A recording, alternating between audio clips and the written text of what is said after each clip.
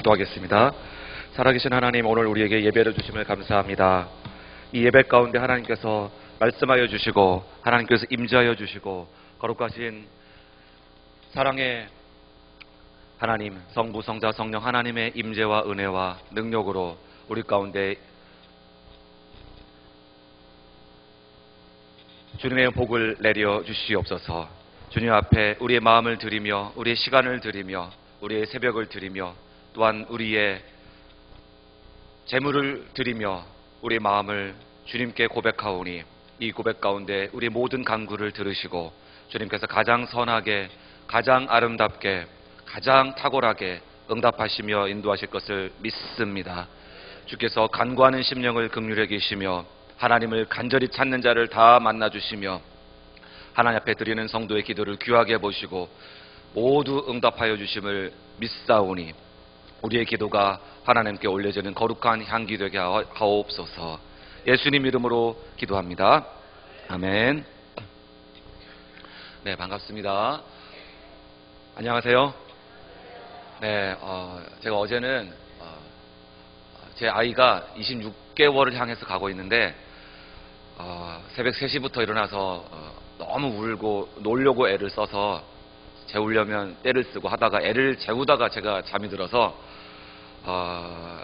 늦게 왔습니다. 너무 죄송합니다. 오늘은 아이가 하나님의 은혜로 새벽 1시 반부터 깨서 그래서 이제 오늘 일찍 왔습니다. 네, 드디어 제 나이를 궁금해 하시는데 결혼 16년째의 아이를 얻었습니다. 그 결혼 16년째의 아이를 얻어서 40 중반에 저랑 아내랑 아기를 낳았고요. 그 기다리는 시간 동안 있었던 일은 하나도 기억이 안 납니다. 아이가 오니까 오기 전에 힘들었다든지 속상했다든지 얼마나 좋았던 때도 있었고 힘들었던 때도 있었는데 그렇게 많이 생각이 안 나고 있습니다.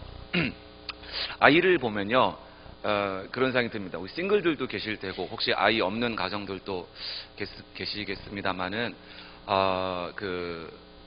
좀 이렇게 편안하게 그냥 받아주셨으면 좋겠습니다.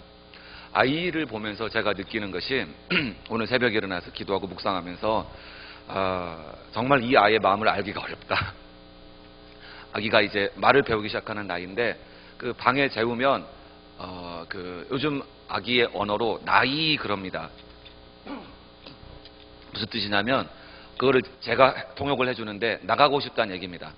나이 그러면서 울어요. 나이 우는 게 아니라 소리를 지르는 거죠. 그래서 이제 너무 그러면 얘가 왜 우는지 이제 힘든 거죠. 재워야 되는데 뭘 맞춰줘야 되는데 또 어제는 더이 그러면서 힘들게 했어요. 우리를 더이 뭘 더하라는 뜻이냐, 알고 보니까 더웠다라는 뜻인 것 같아요. 그래서 사실 이제 엄마가 하는 말이 아기의 마음을 제일 잘 아는 25개월짜리 남자아이의 마음을 가장 잘 아는 엄마의 말씀이 뭐냐면 제 아내죠. 제 아내 얘기가 뭐냐면 야, 네가 뭘 원하는지 정말 모르겠다 이렇습니다. 그래서 제가 아기한테 뭐라고 그러냐면 아기가 아마 아빠 그러면서 사실은 헷갈릴 거예요. 아빠인지 할아버지인지. 예. 지금 염색을 안 하기 시작했습니다. 염색 안 아기가 나온 다음에 모르겠다. 염색 안 하기 시작했어요. 그런데 이제 아기가 초등학교 들어갈 때는 제가 옷이 한참 확 들어갔거든요. 그러니까 자, 무슨 말씀을 드리고 있냐면 모르겠다라는 거예요. 그래서 제가 아기가 막 울고 그러면은 제 아기 이름이 연총인데 연총아 울지 말고 말로 해. 연총아 징징거리지 말고 말로 해. 울지 말고 말로 해야지. 그래야 내가 알아듣지. 그랬더니 애가 막 아빠 뭐 이렇게 하다가 뭐라고 한지 아세요? 말로 하라고 했더니 애가 아빠 말. 그래서 이제 그 다음 또 더 해석이 어려워졌습니다. 그래서 이제 말로 하라고 했더니 진짜 말만 하는 거예요. 여러분 우리가 그 가장 잘 알 것 같은데, 엄마가 가장 잘 알 것 같은데 엄마가 하는 말이 네 속을 모르겠다 이러죠. 또 가끔씩 우리가 존경하는, 전 국민이 한때 존경했던 나훈아 선생님은 이러는 내가 정말 미워, 이러는 내가 정말 싫어, 내가 왜 이러는지 나도 몰라, 사랑의 갈무리. 그 노래를 보면요 너무 절절한 거죠. 예, 우리 김건모 씨도 그런 비슷한 노래 부르고, 가수들마다 내가 너를 왜 좋아하는지 모르겠다 뭐 등등 뭐 노래를 많이 불렀습니다. 너무 거룩한 곳에서 이런 노래 해도 되나요? 언급을? 노래는 안 할 것입니다. 자, 오늘 말씀 보면요, 만물보다 심히 거짓되고 부패한 것이 무엇이라고 했습니까? 사람의 마음이다. 만물보다 거짓되고 심히 부패한 것은 사람의 마음이라 누가 등이 이를 알리요 했습니다. 우리가 작심삼일이란 말도 하죠. 그리고 내가 정말 뭘 원하는지 모르겠다, 이 이야기를 누가 많이 합니까? 다 합니다.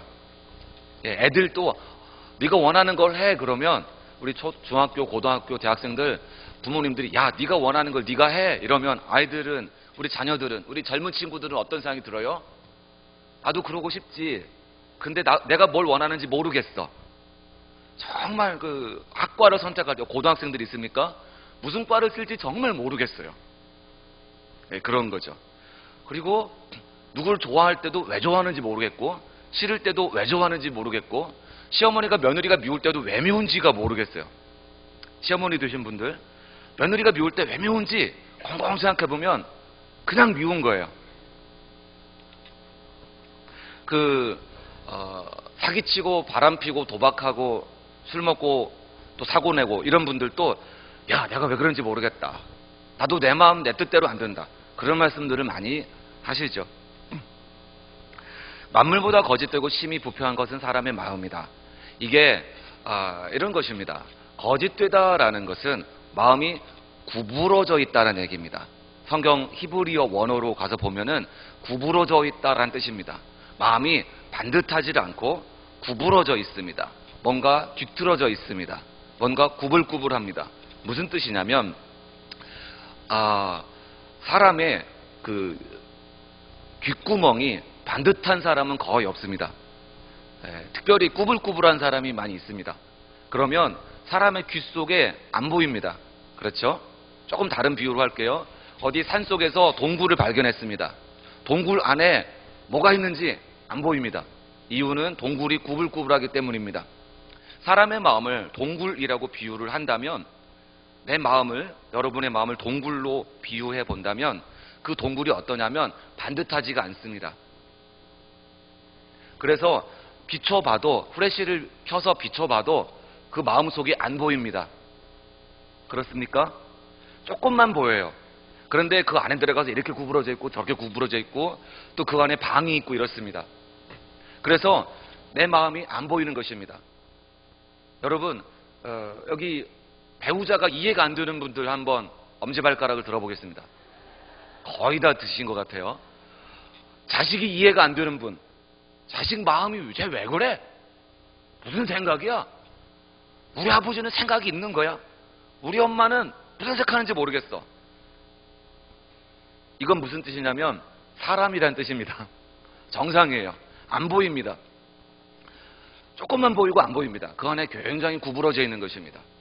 그래서 이것이 무엇이냐면 거짓되다고 표현합니다. 번역하기를 영어 성경은 크루키드라는 단어를 쓰는 번역들이 있습니다. 삐뚤어져 있다라는 거예요. 구부러져 있다라는 거예요. 한국말로 번역할 때는 조금 더 의미를 살려서 거짓되다라고 번역합니다. 정직하다고 하면 반듯한 거예요. 야구를 할 때 직구를 사람들은 정직하다고 말합니다. 정직한 공이다, 직구를 던지면. 그런데 변화구를 던지면, 체인지업이나 슬라이더나 커브, 낙차 큰 커브를 던지면 치기가 어렵다. 공이 어떻게 가는지 안 보인다라는 것이죠. 사람 마음이 그렇습니다. 여러분, 우리 가운데 혹시 상담에 많은 관심이 계신 성도들이 계신가요? 상담하거나 어떤 내적 치유, 혹은 불교 쪽에서 마음 수련, 또 뉴에이지 쪽에서 어떤 명상, 요가 쪽에서 어떤 초월 명상, 인도 계통의 명상, 그리고 우리가 하는 여러 가지 마음 공부들, 그것들이 한계가 있습니다. 심리학자한테 혹은 상담학자한테, 상담가한테 가서 우리 마음을 이야기하고 내 상처를 이야기하고 내 과거를 이야기하고 부모님과의 어떤 역사를 얘기하고 원가족 얘기하고 한계가 있습니다. 어떤 한계입니까? 그 사람도 자기 마음 몰라요. 왜 그렇게 화가 나는지 잘 모르는 경우가 태반입니다. 진짜 깊은 것을 몰라요. 또 반대로 자기 마음도 모릅니다. 나는 이래서 열등감이 많구나. 나는 이래서 화가 조절이 안 되는구나. 나는 이래서 슬프구나. 이래서 우울하구나. 그래서 내 마음은, 내 성격은 이렇구나 라고 스스로 분석을 하는데 그것들은 항상 제한적입니다. 한계가 많습니다. 잘 몰라요. 그리고 어떤 아주 착하신 분들은 자기 성찰을 굉장히 많이 합니다. 자기를 분석하고 자기를 성찰하고 자기를 조사합니다. 일기장을 씁니다. 그런데 그것이 별로 도움이 안 됩니다. 여러분, 일기장 써서 천국 간 사람 봤습니까? 일기장 써서 구원받은 사람 봤습니까? 서점에 가면 심리학책, 자기개발책, 마음의 평안을 얻는 책, 또 무슨 내적 치유책 많습니다. 근데 그걸 가지고서 마음의 평안 얻은 사람 봤습니까? 없습니다. 그거 해본 사람들은 없다는 걸 알아요. 그거를 수십 년 강사를 하고 심지어 요가 강사를 하고 명상 강사를 하고 그런 분들도 이야기하는 게 뭐냐면 큰 문제가 닥치니까 잠을 못 자고 우울증이 오고 불안이 오고 사람이 반쯤 미치는 것입니다. 그것이 사람 마음입니다. 그리고 그것이 부패하다라는 의미예요. 거짓되다라는 의미입니다. 만물보다 거짓되다라는 것. 가장 거짓된 게 뭐예요? 사람 마음인데 알 수가 없다라는 뜻입니다. 여러분이 여러분 마음을 모를 때 어떻게 해야 됩니까? 자기 성찰을 멈추시기를 원합니다. 나의 빛으로, 내 후레쉬로 내 마음을 비춰서 알 수 있는 것이 아니고 주님이 보여주셔야 아는 것입니다. 내가 부인을, 남편을, 자식을, 부모님을, 친구를, 애인을, 그 마음을 모르는 게 정상입니다. 이해가 안 된다고 화낼 것이 아니라 그 사람은 무엇이 필요하냐면 예수님을 만나는 것이 필요한 것입니다. 이미 목사이고 장로이고 권사이고 집사이고 성도이고 선교사이고 신학교수이지만 여전히 예수님의 빛으로 예수님을 만나는 것이 필요한 것입니다. 부패하다라는 것은 무엇이냐면 너무나 아프다라는 것입니다. 부패하였다라는 것은 굉장히 잘 번역한 것인데 어떤 영어 성경은 incurable, 무슨 뜻이죠? 치료할 수가 없다. 큐어가 치료잖아요. incurable, 치료할 수가 없다. 왜 어느 정도에서 치료할 수가 없느냐? 아주 아프기 때문에 치료할 수가 없다. 어느 정도로 아프느냐? 내장이 썩은 정도다. 염증이 생겼는데 염증이 심해서 썩은 정도다. 심장의 염증이, 폐의 염증이, 위의 염증이 너무 심해서 고칠 수가 없다. 이빨도 썩으면 뽑아야 되잖아요. 고칠 수가 없는 거예요. 그것이 사람 마음이라는 것입니다. 그래서 우리 이제 김광희 목사님이 저한테 종종 오늘 새벽에도 말씀해 주셨는데 복음은 조언이 아니라 소식이다. 복음은 우리한테 이렇게 살아라 저렇게 살아라라는 조언이 아니라 어드바이스가 아니라 구원자가 오셔서 나를 위해서 구원을 베푸신다라는 소식이다. 맞습니까? 그것이 우리에게 굉장히 은혜입니다. 왜요? 우리한테 이렇게 살아라 저렇게 살아라 조언으로 온 것이 아니라 우리 자녀들에 대해서 이렇게 살아라 저렇게 살아라 조언을 하는 것이 아니라 우리 부모님에 대해서 배우자에 대해서 이렇게 살아라 저렇게 살아라 조언으로 내가 그 조언자로 있는 것이 아니고 예수님이 그 조언자로만 있는 것이 아니라 예수님은 길이요 진리이시지만 무엇보다도 생명으로 오신 것입니다. 그래서 예수 그리스도의 생명 가운데서 우리가 생명을 얻습니다. 예수 그리스도의 빛 가운데서 우리가 우리 자신의 모습을 봅니다. 여러분, 우리가 어제 예레미야 17장 앞부분을 보았습니다. 무엇을 보았습니까? 모든 나무에는 뿌리가 있습니다. 모든 사람에게는 믿음이 있습니다. 나무의 종류가 그 나무의 열매를 다르게 하는 것이 아니라 그 나무의 뿌리가 어디로 향하느냐가, 뿌리가 어떠하냐가 그 나무의 열매를 결정합니다. 떨기나무처럼 헐벗고 잎이 없고 열매가 없고 메마르고 그러다가 건불처럼 죽어버릴 것이냐, 그것은 뿌리가 살아있느냐 여부입니다. 혹은 물가에 심겨진 나무처럼 때를 따라 열매를 맺고 가뭄이 와도 두려워하지 아니하고 그리고 항상 잎이 청청하고 할 것이냐, 그것은 결국 뿌리가 살아있느냐라는 이슈입니다. 저는 화분을 많이 죽여본 사람입니다. 저희 교회에 와 있는 화분이 많이 죽었어요. 사람은 죽이고 싶지 않습니다. 사람은 반드시 살리고 싶습니다. 그러려면 무엇이 중요한 거예요? 우리가 잎을 달라고 막 서로를 족치지 않으시길 축원합니다. 가족을 향하여서 너 왜 똑바로 못해? 아침에 똑바로 일어나. 밥 좀 챙겨. 밥을 맛있게 해. 주차 똑바로 못해. 공부 열심히 해. 이것도 성도야. 네가 그러고도 집사냐? 이 말들은 무엇을 보여주고 있어요? 여러분들이 그런다는 뜻이 아니라 그런 언어들이 있죠. 무엇을 보여주고 있습니까? 잎에 초점을 맞추는 것입니다. 너는 그렇게 열매가 없니? 너는 그렇게 성질이 빡빡하니? 당신 이렇게 인색하니? 너는 왜 이렇게 화를 내니? 너는 왜 이렇게 우울하니? 왜 이렇게 믿음이 약하니? 뭔가 이렇게 우리가 자꾸 그런 얘기를 할 때에 왜 예배에 늦게 오니? 뭐 이런 얘기를 할 때에 우리가 잎에 초점을 맞추고 있는 것입니다. 이것들은 잎이에요. 뿌리가 어디 있습니까? 뿌리는 무엇이냐면 우리의 믿음입니다. 우리 마음이 무엇에 뿌리를 내리느냐? 우리가 어디에서 자양분을 공급받느냐? 우리가 힘들 때, 곤고할 때, 피곤할 때, 비판받을 때, 상처받을 때, 낙심할 때, 다운될 때 어디에서 자양분을 얻으려고 하느냐? 어디에서 나의 힘의 원천을 찾고 있느냐? 우리가 흔들릴 때, 세상이 나를 흔들 때, 사람이 나를 흔들 때, 돈이 나를 흔들 때 그때 내가 흔들리지 않기 위해서 뭐를 붙잡고 있느냐? 그것이 내 마음의 뿌리가 가는 곳입니다. 그런데 오늘 말씀은 예레미야 17장 5절에 이어서 오늘 9절 10절에서 보여주는 것은 무엇이냐면 그렇게 우리가 믿음의 뿌리를 내려야 되는데 마음의 뿌리가 어디로 가야 돼요? 하나님께로 가야 되는데 그런데 문제는 무엇이냐면 마음의 뿌리가 반듯하게 내려지질 않더라는 것입니다. 다시 한번요. 우리가 이 메시지를 가지고 그래 내가 하나님을 열심히 믿어야지 잘 믿어야지 할 때 굉장히 좋아요. 그런데 잘 보시면 어떠세요? 마음에는 그러한데 실제로 마음은 내 마음이 저의 마음이 여러분의 마음이 어제와 오늘이요 어때요? 여전히 구부러져 있고 여전히 상해 있고 여전히 아파요. 맞습니까? 죄송합니다. 강요하는 것 같아요. 안 아프실 수도 있어요. 기쁨의 동산교회인데 기쁨의 동산일 수 있어요. 그러게 하시길 축원드립니다. 정말 그 에덴 동산 같은 물된 동산 같은 기쁨이 가득한 모든 성도들이시기를 기도드립니다. 그런데 우리가 간과하지 않을 것은 성경이 이야기하는 것은 사람의 마음이 구부러져 있어요. 그래서 내 마음의 의도대로 마음의 뿌리가 반듯하게 하나님께로 안 가는 거예요. 그걸 우리가 아는 거예요. 맞습니까? 그게 현실이에요.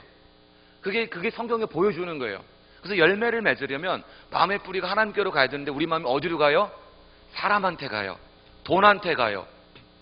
사람한테 받는 인정한테 가요. 사람한테 받는 존경한테 가요. 사람한테 무시당하면 오늘 아름답게 은혜 받고 회사 갔는데 윗사람이 막 무시하면 회사 갔는데 아랫사람이 인사도 안 하면 갑자기 확 야마가 죄송합니다. 국산말을 한국어를 써야죠. 머리가 돌아요. 혈압이 확 올라와요.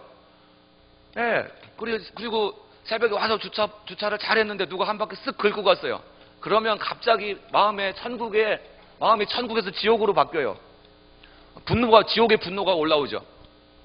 우리 마음이요. 그러다가 또 부인이 한마디 또 싹 쏴붙이면 여보 그거 왜 안 했어? 라고 안 하고 여보 그거 해주세요. 분명 이쁘게 말했는데 속으로는 어떻게 들어요? 여보 왜 그거 안 했어? 속으로는 그렇게 들으면서 어떤 생각이 들어요? 이것이 또 나를 무시하나? 왠지 나를 무시하는 느낌이 들어. 그러면서 우리 마음이 어디로 향합니까? 하나님께로 향하는 게 아니라 으이구 당신이 나를 위해서 고운 말을 하면 내가 훨씬 곱게 해줄 텐데 하면서 어떤 생각이 듭니까? 안 고운 마음이 막 발동을 하는 거죠. 열심히 기도하고 집에 갔는데 애가 공부를 안 하고 게임하고 자빠졌어요. 이럴 때에 이거 죽여 살려 학원비가 아깝다. 학원 끊어라. 이따위로 할 거면 학원 끊어. 이런 마음이 막 올라올 때 무슨 말씀을 드리고 있냐면 우리가 결심하고 노력하고 결단하고 이런다 할지라도 우리 마음이 어디로 갑니까? 뭔가 딴 데로 구부러져 있는 거예요.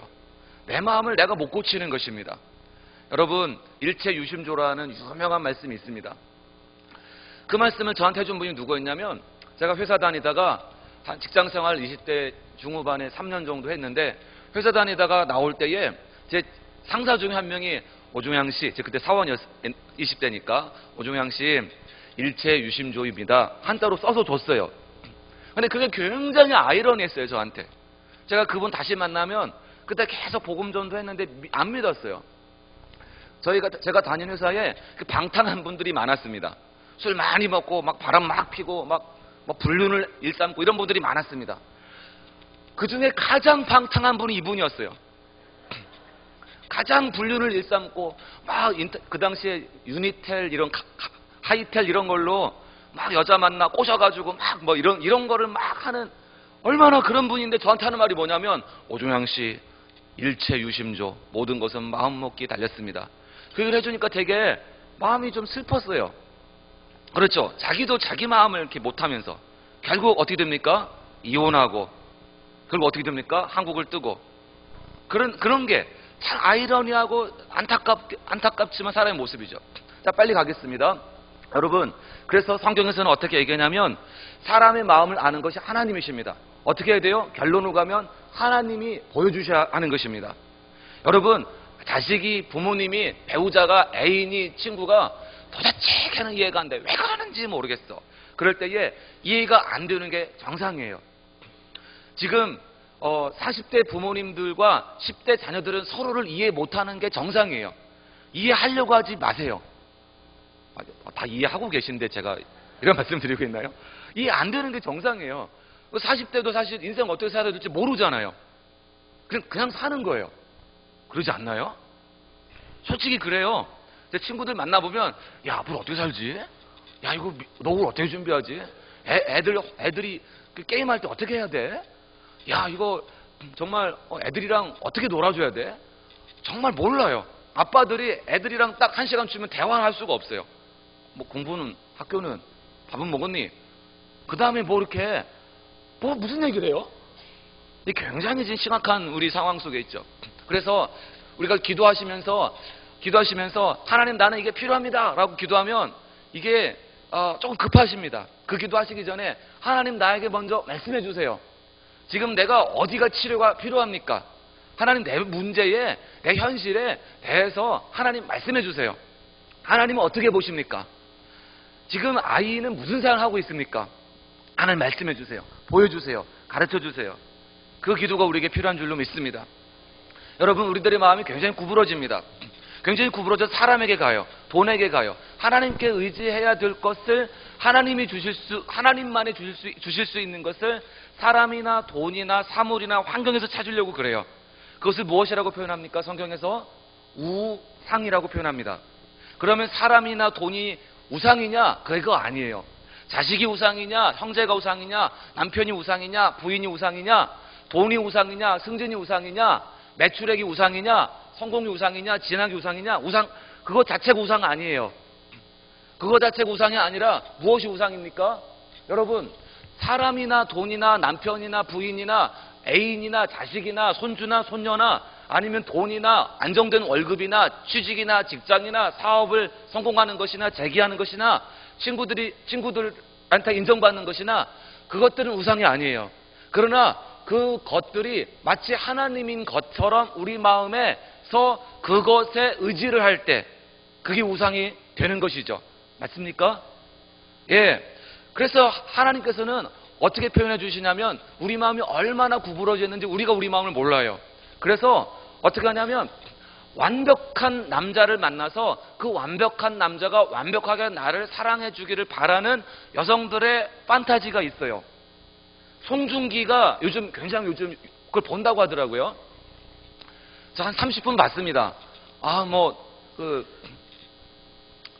이쁘장한 남자가 되게 멋있는 군인으로 나오는데 제 아내가 그러더라고요. 그건 판타지다. 왜? 세상에 그런 남자는 없다. 세상에 없는 남자를 그려주고 있기 때문에 자기 사리사욕이 없고 국가를 위해서 헌신하고 용감하고 의리가 있고 여자한테는 젠틀하고 잘생겼고 눈도 선하게 생겼고 코도 오똑하고 매너도 좋고 우윳빛깔에다가 단점이 다리가 벌어진 것이다. 제 아내가 송중기를 좋아하더라고요. 그래서 막 우윳빛깔 성균관 스캔들부터 보면서 저 안 봤어요. 기분이 나빠서. 뭐 성균관 스캔들이란 옛날 거 볼 때 그래. 그래서 그래서 다리가 벌어진 게 단점이라고. 사실은 저도 다리가 벌어졌거든요. 무슨 말씀이냐면 우리가 이런 생각을 해요. 남자들은 완벽한 여성을 만나서 그 완벽한 여성이 나를 완벽하게 섬겨주면 정말 행복할 텐데. 그렇죠? 완벽한 여성이 이쁘고 착하고 똑똑하고 돈도 잘 벌고 그런 여성이 새벽에 일어나서 어떻게 해요? 십첩반상을 차려서 여보 맛있게 드세요. 그 다음에 또 그리고 또 제가 출근한 사이에 어떻게 해요?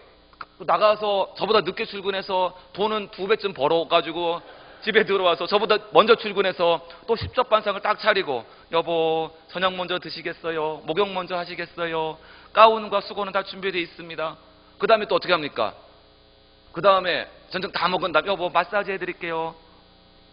그 다음에 또 밤에는 여보 우리 뜨거운 밤을 보내야죠. 뭐 이러고. 그러니까 그런 완벽한 여성이 완벽하게 나를 섬겨주면 그게 남자의 완벽한 행복인가요? 뒤집어서 완벽한 남성이 완벽하게 섬겨주면 그것이 여자의 완벽한 행복인가요? 그런 것 같아요. 그러니까 이 송중기죠. 송중기 또 누구예요? 옛날에 아무튼 드라마가 다 히트를 치는 이유는 완벽한 남성이 완벽한 판타지로 완벽하게 섬겨주는 것. 근데 그것은 현실에서는 무엇으로 돌아옵니까? 오늘 본문에 보면 뭐라고 나왔어요?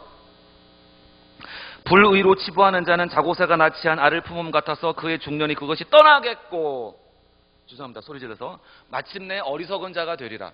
무슨 뜻이에요? 자고새가 자기가 낳지 않은 알을 자기가 품는데 그 알이 부화하면 어떻게 돼요? 시간이 지나도 그게 떠나버린다라는 거예요. 그렇죠? 내 것이 아닌데 품고 있으면 그것이 어떻게 돼요? 떠나버린다라는 거예요. 그 다음 말씀은 더 기가 막혀요. 13절 가보시면 뭐라고 말하냐면 주를 버리는 자는 다 수치를 당할 것이라. 무릇 여호와를 떠나는 자는 흙의 기록이 되오리니 이는 생수의 근원이신 여호와를 버림이라. 무슨 말씀입니까? 우리의 인생이 어떻다는 거예요? 흙의 기록이 된 것처럼 한번 바람이 불고 한번 비가 오면 없어져 버린다는 거예요. 기가 막힌 얘기입니다. 여러분 설명드릴게요. 우리 마음속에서 우리 마음속에서 하나님이 주신 여러분 로맨스가 부인이나 남편에 대해서, 남자친구나 여자친구나 애인에 대해서 그 이성이 우리에게 그런 어떤 내 마음의 뿌리를 내리는 대상이 될 경우에는 어떤 일이 생깁니까? 그런 남자를 만나고 그런 여자를 만나고 그런 사람 만나서 결혼했을 때에 이게 뭐예요? 사막에 비가 막 엄청 내리는 거예요. 우기에 비가 막 내리는 거예요. 그 비를 감당해요? 못해요? 감당 못합니다. 감당 못하고 어떻게 됩니까? 그 사랑이 독이 되고 저주가 됩니다. 맞습니까? 그래서 드라마에는 항상 그 치명적 사랑, 이 인기를 굉장히 끌어요. 여러분, 돈이 우리의 마음에 뿌리를 내리는 것이 되면 어떻게 됩니까? 돈이 돈다발로 비가 내려요. 하나님이 돈다발로 비를 주세요. 할렐루야. 너무 거룩하시네요. 보통 아멘 하시는데 하나님이 돈을 막 보내주시면 어떻게 해요? 하나님이 돈의 비를 내려주시면 감당해요? 감당 못해요? 감당 못합니다. 무슨 뜻이에요? 뿌리가 깊이 있지 내리지 않은 나무는 사막에서, 이스라엘 지역에서, 팔레스타인에서, 중동에서, 우리나라도 마찬가지입니다만은 홍수철에, 장마철에 뿌리가 깊이 내려있지 않고 뿌리가 얇게 옆으로 산만하게 펴져 있는 나무들은 비가 갑자기 억수로 내리면 어떻게 됩니까? 나무가 떠내려갑니다. 뿌리가 뽑혀버립니다. 뿌리가 곧게 깊이 들어가야 돼요. 어떻게 들어가요? 하나님께 뿌리를 내려야 돼요. 우리 마음이 계속 하나님을 찾아가는 거예요.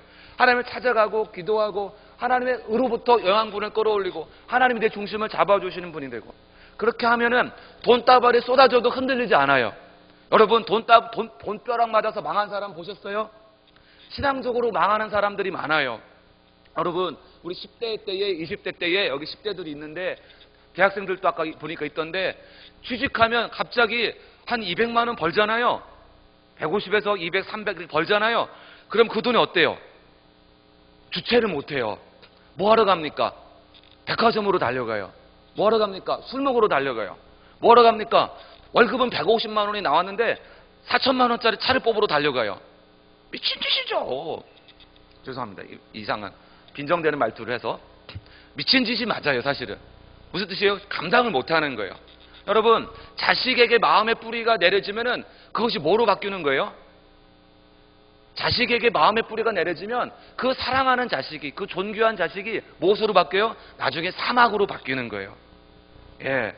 자식을 통해서 사막을 경험하고 분명히 자식이라는 단비를 받았는데, 자식을 통해서, 자녀를 통해서 은혜를 받았는데 그게 사막으로 바뀌는 거예요. 우리에게 인간관계에 우리 마음에 뿌리를 내리면 그럼 어떻게 됩니까? 그 인간관계가 우리에게 사막을 경험하게 합니다. 이게 뭐 쉬운 얘기입니다. 시편, 우리 성경 말씀이죠. 여러분, 그래서 우리가 우리 마음을 살피시길 원합니다. 우리가 기도할 때에 하나님, 나는 자식을 위해서 이런 기도, 사업을 위해서 이런 기도, 가정을 위해서 이런 기도, 내 인생을 위해서 이런 기도라고 할 때에 대부분 어떠하냐면, 그 출발점에 있을 때에 대부분 어떠하냐면 매우 훌륭하고 매우 성실하고 매우 성화되고 매우 기도의 삶을 사는 분들은 좀 다를 수가 있어요. 한번 우리가 다 이걸 통과해 가야 됩니다. 근데 저도 모든 걸 통과해 가야 돼요. 뭘 해야 돼요? 내 마음이 구부러졌고 내 마음이 고칠 수 없도록 병들어서, 그래서 내 마음이 자꾸 엉뚱한 곳으로 뿌리를 내리려고 합니다. 이것을 인정하는 거예요. 그것을 인정하고 하나님께서 우리 마음을 고쳐주십시오. 하나님께서 우리 마음을 보여주십시오. 그래서 내 마음의 간구가 자꾸 바뀌게 되는 것입니다. 여러분, 이 40일 동안에 우리 마음의 간구가 바뀌시기를 축원드립니다. 이것을 혹시라도 한 분이라도 오해하시는 분이 있을까 봐 말씀드려요. 문제를 위해서 기도하지 말라는 말씀이 아니에요. 자식을 위해서, 사업을 위해서, 형편을 위해서, 부채를 위해서, 어떤 문제 해결을 위해서, 질병을 위해서, 시부모를 위해서, 어떤 가족군을 위해서 기도하지 않아야 된다는 얘기가 아니라 다 기도하시되 우리 마음의 뿌리가 어디로 향해야 됩니까? 진정으로 그 문제의 해결 자체에 우리 마음에 가는 것이 아니라 문제의 해결자이신 하나님께 여러분의 마음이 가시기를, 그 뿌리를 내리시기를 주님의 이름으로 부탁드립니다. 사람을 의지하는 경우에는 그 사람의 인정을 잃어버릴 때 우리 마음이 사막처럼 바뀝니다. 아무리 고상한 일이라도 그 마음의 뿌리가 하나님께 가지 않으면 사막처럼 되고 맙니다. 그래서 많은 분들이 하시는 말씀이 뭐냐면, 자식 키워봐야 부질없더라. 많은 30대 직장인들이 하는 말이 뭐예요? 그렇게 열심히 공부한 게 무슨 소용이더냐? 부질없더라. 내가 이 쥐꼬리만한 거 얻으려고 그렇게 학교 다니고 그렇게 고생했느냐? 부질없더라. 너무 안타까운 우리 현실들이 있어요. 게다가 또 그렇게 이 사람이라면 내 인생 행복할 것 같아서 모든 걸 다 주고 결혼했는데 또 이혼을 또 많이 하잖아요, 요즘. 그럴 때에 정말 허무하다, 부질없다. 여러분, 미국에는 많은 분들이, 한국 사람들이 자식을 위해서 미국을 가요. 이민을 가죠. 제가 이제 미국에 몇 년 있으면서, 한인교회 있으면서 참 보편적으로 느꼈던 게 뭐냐면, 자식을 위해서 미국 갔어요. 좋은 것이죠. 자식을 교육시키기 위해서. 그런데 자식이, 문제는 뭐냐면 그 마음의 뿌리가, 내 영양분을 공급받는 마음의 뿌리가 하나님께로 내리지 않고 자식으로 멈춰버리는 거예요. 그러면 어떻게 됩니까? 자식이 떠날 때 그 마음이 사막으로 변해요. 많은 부모님들이 그것 때문에 한국에서도 지금 너무 힘들어하세요. 자식이 내 의견과 다를 때, 자녀가 내 의견과 다른 의견을 가질 때, 그럴 때 마음이 사막으로 변해요. 막 죽으려고 그러세요. 우울증에 빠지세요. 잠을 못 주무세요. 여러분, 신앙은 하나님께 뿌리를 내리고 그분께 양분과 수분을 받는 것입니다. 마약을 하는 사람도 자기가 행복해지기 위해서 마약을 하죠. 유명한 하덕규 씨가 얘기하기를, 내가 마약을 할 때 이거다, 정말 이거다, 그런 느낌을 가졌다라는 거죠. 이게 내가 찾던 행복이구나 했다라는 것이죠. 그러나 깨어났을 때 너무나 허무하고 너무나 황무했다라는 것이죠. 여러분, 하나님께서 우리의 마음의 뿌리가 되시기를 축원드립니다. 여러분의 마음의 뿌리가 하나님 향해 찾아가시기를 축원드립니다. 만물보다 거짓되고 심히 부패한 것은 마음이라. 누가 등이 이를 알리오마는 나 요한은 심장을 살피며 폐부를 시험하고 각각 그의 행위와 그의 행실대로 보응하나니 불 위로 치부하는 자는 자고새가 낳지 아니한 알을 품음 같아서 그의 중년에 그것이 떠나겠고 마침내 어리석은 자가 되리라. 여러분, 우리 인생이 어때요? 어리석잖아요. 저는 어때요? 굉장히 어리석습니다. 교회 개척해서 6년 정도 지났어요. 생각을 해보면 다 어리석은 것 뿐이에요.